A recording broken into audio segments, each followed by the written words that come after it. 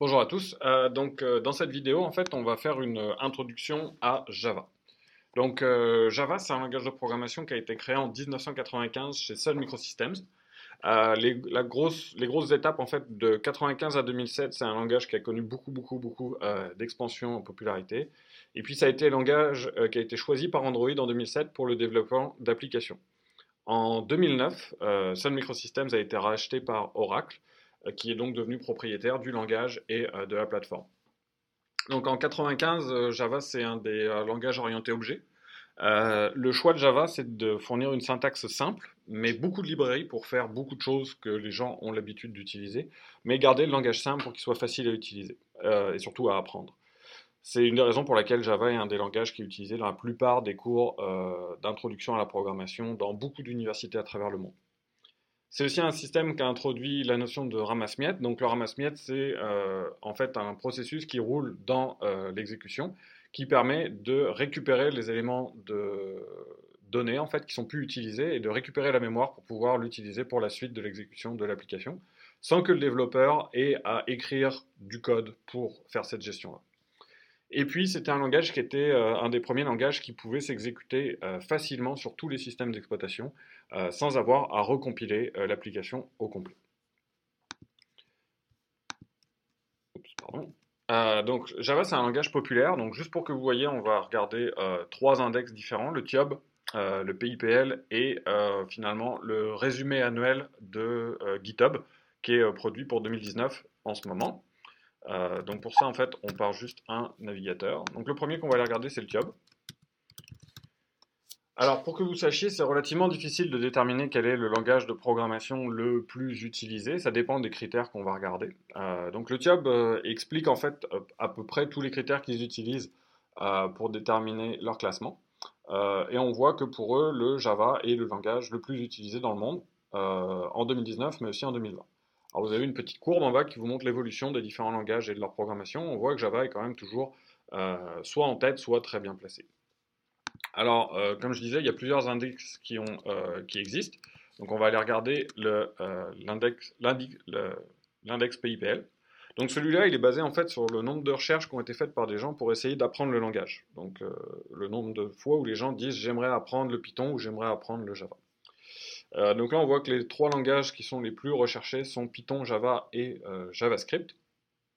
Donc on voit encore une fois que Java est bien placé. Finalement, on va aller regarder le résumé de l'année fait par la compagnie GitHub, en fait, qui est une compagnie qui héberge énormément de projets de code source, et donc ils font des statistiques dessus.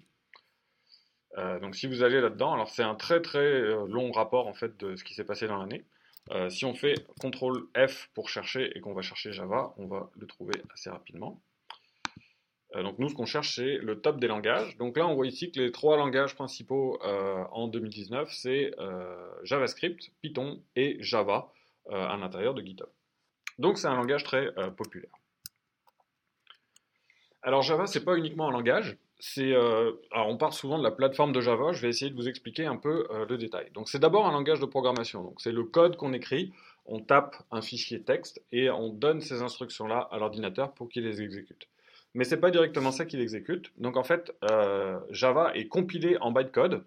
Donc c'est un langage intermédiaire qui lui est destiné à la machine. Alors l'application qui fait cette compilation-là s'appelle Javac, le Java Compiler, et donc on transforme un fichier .java en fichier .class, donc en bytecode. Ce bytecode, il est ensuite lu par la JVM. Donc la JVM, on en entend souvent parler, c'est la Java Virtual Machine, qui est responsable d'exécuter ce bytecode sur la machine de l'utilisateur.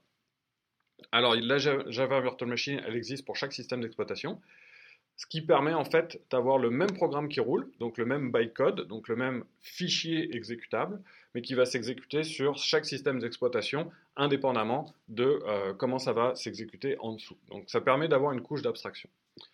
À partir de là, ce qui s'est passé, c'est que d'autres personnes se sont dit, je pourrais peut-être, à la fois chez Oracle ou ailleurs, se sont dit, je pourrais utiliser un autre langage, le compiler en bytecode, et du coup bénéficier de tous les avantages de la JVM, qui est qu'elle existe sur toutes les plateformes, elle est portable, elle est efficace, elle marche bien. Donc, pour finalement voir les différentes choses comme ça, vous allez sur Java Wikipédia et vous allez vous rendre compte qu'il y a plusieurs articles. Il y en a sur le langage, il y en a sur la technique, il y en a sur la JVM, sur Software Platform. Donc Java, c'est un nom qui regroupe plusieurs choses assez différentes. Nous, ce qu'on va voir, c'est les différents langages qui sont utilisés sur la JVM. Donc, par exemple, vous voyez que donc ici, ça c'est les principaux, ceux qui sont utilisés le plus souvent. On voit par exemple qu'on a Kotlin. Donc Kotlin, c'est un langage qui a été développé récemment pour être le deuxième langage utilisé sur Android. En fait, le but, c'est d'avoir une syntaxe qui est plus moderne que Java. Java, c'est quand même un langage date de 1995, donc la syntaxe, elle a été fixée à un endroit où on avait certaines pratiques, certaines se sont avérées plus ou moins intéressantes. Donc, on a des langages qui sont plus avancés, qui utilisent aussi la JVM. L'autre avantage de ça, c'est que si on utilise la JVM, on peut aussi utiliser les librairies qui sont existantes. Les librairies sont elles-mêmes compilées en bytecode, donc on peut les appeler sans forcément qu'elles soient écrites dans le même langage que celui qu'on utilise pour notre application. Alors, Java et Android, ce qui s'est passé en fait, c'est qu'en 2007, quand les gens qui font Android se demandent quel langage ils vont vouloir fournir aux développeurs pour faire des applications Android, ils se sont dit, il faudrait qu'on prenne un langage où les gens sont déjà familiers et qui est déjà relativement bien connu par les développeurs. Donc, ils ont utilisé Java finalement pour promouvoir la facilité d'utilisation d'Android, puisque c'était un langage que les gens connaissaient déjà. À l'inverse, on notera que chez iOS, donc chez Apple, pour développer des applications pour iPhone, il fallait apprendre un nouveau langage relativement nouveau qui s'appelait Objective-C, ce qui pouvait refroidir certains développeurs. Alors à l'inverse, évidemment, comme Android a pris beaucoup d'ampleur, ça a aussi contribué en retour à la popularité de Java, ce qui est quand même intéressant pour Java de son tour après. Alors, il faut noter une chose importante, Android utilise le même langage, mais il n'utilise pas la JVM. Donc l'environnement d'exécution de l'application est différent. On va voir que ça a des impacts tout de suite pour nous, au niveau de ce qu'on va vouloir installer sur la machine.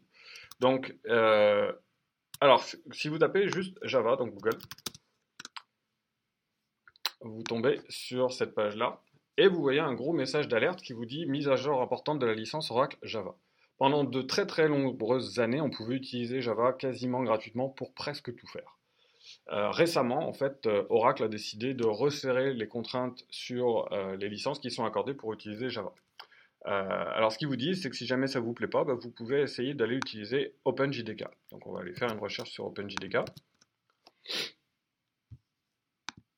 Voilà. Alors, OpenJDK, en gros, c'est la même chose que Java, mais en gratuit, en open source. Le gros inconvénient de OpenJDK, c'est qu'en fait, il n'y a pas forcément la même urgence à mettre des mises à jour de sécurité, et il n'y a pas de grosse compagnie derrière qui vient forcément assurer une maintenance ou un soutien tout le temps. Et le deuxième gros problème, c'est que c'est pas facile à installer. Donc, si vous demandez à installer, vous avez tout un ensemble de choses à faire. Souvent, c'est relativement simple dans Linux, mais dans Windows, c'est plus compliqué. Donc pour parer ça, en fait, Amazon a fait un projet qui s'appelle Corretto. Donc le but du projet Corretto, c'est de fournir une version d'OpenJDK qui soit utilisable en production tout de suite euh, pour des vrais projets commerciaux. Alors c'est là qu'on va voir pourquoi le fait que Android n'utilise pas la JVM est important pour nous. On pourrait se dire, ici vous avez Corretto 8 qui correspond à la version 8 de Java et Corretto 11 qui correspond à la version 11. Vous pourriez vous dire, je veux la version 11. Le seul truc, c'est qu'en fait, dans Android, on écrit fondamentalement du Java 8. Le langage a évolué moins vite. Ils n'ont pas nécessairement mis à jour toutes les versions. Et donc, en gros, on écrit fondamentalement du Java 8. Donc, le but pour nous ici, ça va être d'installer quelque chose qui est compatible et donc de prendre Amazon Corretto 8. Donc, quand vous arrivez à Amazon Corretto, il vous demande ce que vous voulez télécharger. Alors la première chose, c'est d'identifier votre plateforme. Donc par exemple, la plupart des utilisateurs Windows maintenant vont se retrouver entre 64 et 86. Windows 64, c'est pour les processeurs 64 bits.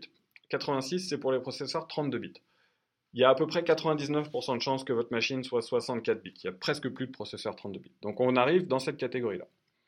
Ensuite, vous avez la JDK et la JRE. Donc la JRE, c'est une version légère. Il n'y a que les choses qui sont nécessaires à l'exécution. Ça veut dire Java Runtime, donc exécution, environment, environnement. Donc c'est l'environnement d'exécution uniquement. Vous voulez la JDK. Dans la JDK, vous avez la JRE, donc JDK pour Java Development Kit. Vous avez la JRE plus tous les outils qui sont nécessaires au développement. Finalement, vous devez choisir entre le zip et le MSI. Prenez le MSI, c'est le Microsoft Installer, donc en gros c'est ce qui va ouvrir une fenêtre et vous proposer d'appuyer sur Next, Next, Next, Next pour faire l'installation. Finalement, dans Windows, vous avez ici dans ce petit menu-là les instructions d'installation. Donc il vous propose d'installer le MSI, donc ça c'est la première partie. Et ce qui est important de retenir ici, c'est l'emplacement. Donc ça vous dit où est-ce que Corretto a été installé. C'est marqué dans la documentation et ça peut être utile quand vous allez faire la configuration de votre environnement de développement dans la prochaine vidéo. Finalement, ici vous avez aussi les instructions pour configurer en ligne de commande pour que vous puissiez utiliser Java dans la ligne de commande de Windows et les instructions pour vérifier que votre installation s'est effectuée correctement. Donc finalement, on a un langage de programmation qui est très populaire, relativement vieux, utilisé dans Android et en ce moment utilisé dans énormément de gros projets dans le cloud, ce qui justifie le fait que Amazon a finalement empaqueté une version de l'OpenJDK qui soit facile à utiliser pour tous les utilisateurs, que ce soit en Linux, macOS ou Windows.